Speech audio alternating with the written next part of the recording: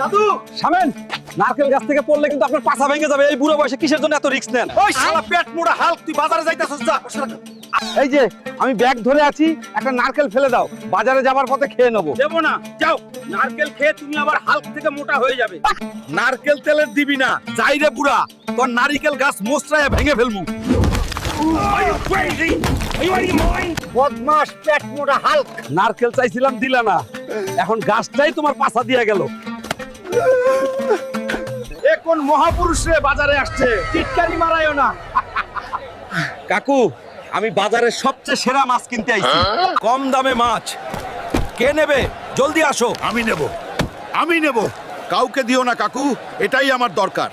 এই নিন কাকু, মাছটা দারুণ। হ্যাঁ, নিয়ে যান। মাছ পেয়েছি, বাড়ি যাব, জমিয়ে আজ ভোজ খাবো। কাকুর মাছটা বিশাল বটে। আরে